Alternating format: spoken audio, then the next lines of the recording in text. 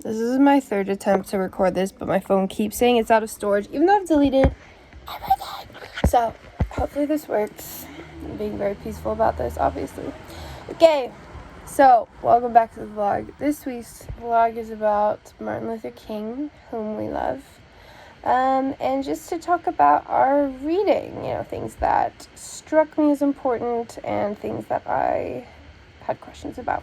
So, King, I noticed, was very similar to Gandhi in that he definitely worked among the masses, and by that I mean the lower class. He was out in the streets. He was doing field work. He was engaging with the movement. He was not just the leader of it, but a part of it, an inextricable part of it, which obviously turned out to be his downfall, but and an essential part of it, nonetheless. And there's a lot of different things that I really admired from the text. I think something that really struck out to me was King's emphasis on the identity of self. And by that, I just mean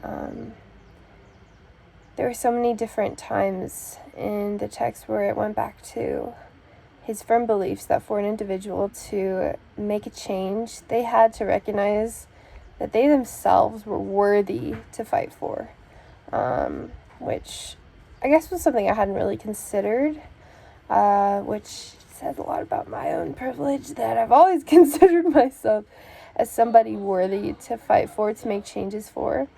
But for, African Americans during that time and other suppressed groups who had only known systematic oppression, that would be something hard, But then there's whole different slogans like Black is Beautiful and other campaigns that, really tried to help people see that there was beauty in their difference, and not just their difference, but in who they were specifically.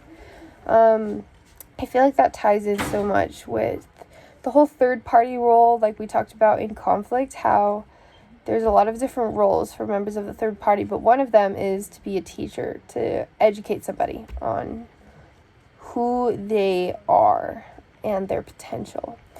And King obviously was accustomed to this role as a pastor, and doing, pastoral work. You obviously get accustomed to questions of identity and self-worth, and of course he would tie those to God.